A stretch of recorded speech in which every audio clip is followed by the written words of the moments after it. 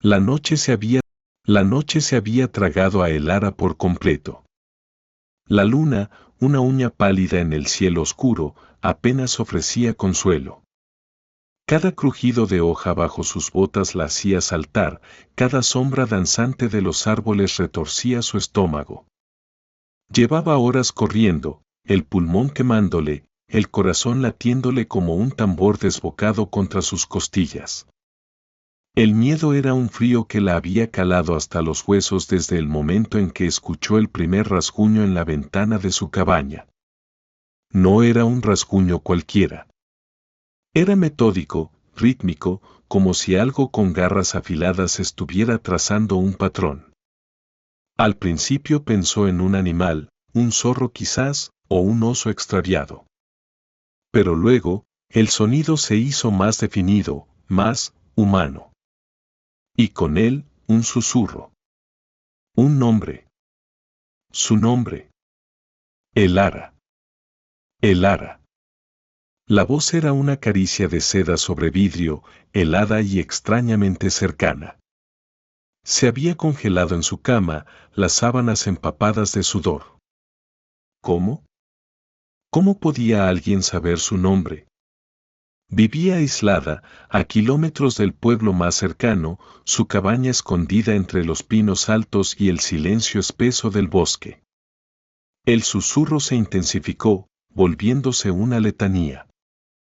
Elara, ven a jugar. Elara. Elara había sabido que tenía que irse. La lógica le gritaba que se quedara, que se escondiera, que esperara el amanecer. Pero la parte más antigua y primitiva de su cerebro solo conocía una orden: huir. Había agarrado lo esencial, una mochila pequeña con algo de agua, una linterna y una navaja suiza que le había regalado su abuelo. Ahora, el bosque era un laberinto de susurros. Cada sombra se alargaba y retorcía, transformándose en figuras ominosas. La luz de su linterna era un delgado hilo de esperanza que apenas perforaba la oscuridad. Podía sentirlo. Lo sentía. No estaba persiguiéndola. Estaba jugando con ella. De repente, un aullido rasgó la noche. No era el aullido de un lobo, sino uno que parecía surgir de las profundidades de la tierra, lleno de una agonía inhumana. Elara se cubrió los oídos, acurrucándose detrás de un tronco grueso. El sonido vibraba en su pecho, en sus dientes. Cuando el aullido cesó, un silencio aún más aterrador se posó sobre el bosque. El aire se volvió pesado, como si algo invisible estuviera respirando a su lado. Intentó avanzar, pero sus piernas temblaban tanto que apenas podía mantenerse en pie. Luego, vio algo. Una pequeña figura blanca entre la maleza. Era una muñeca de porcelana, de esas antiguas, con ojos grandes y vacíos. La conocía. Era de su infancia, una que había guardado en un viejo baúl en el desván de la cabaña. Elara sintió que el suelo se le movía bajo los pies. ¿Cómo había llegado hasta aquí?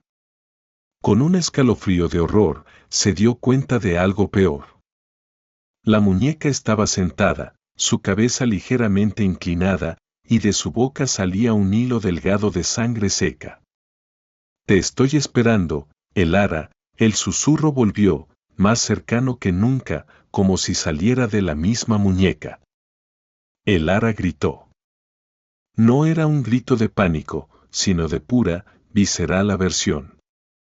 Lanzó la linterna lejos y corrió sin rumbo, tropezando con raíces, arañándose con ramas. El miedo la había liberado de cualquier atadura racional. Corría y corría, los ojos fijos en la nada, solo queriendo escapar de ese eco persistente. Cayó de bruces en un claro, su cuerpo golpeando el suelo con un impacto sordo. Intentó levantarse, pero sus músculos estaban agarrotados. La oscuridad la rodeaba, densa e impenetrable. Levantó la vista. Y entonces, lo vio. De pie en el centro del claro, bajo la luna que ahora parecía más grande y brillante, había una figura. Era alta y delgada, vestida con ropas oscuras que se fundían con la noche.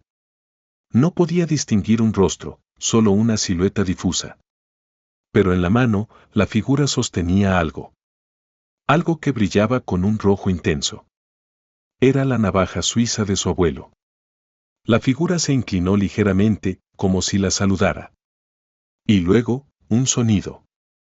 Una risa suave, aterradora, que se extendió por el claro, envolviendo a Elara.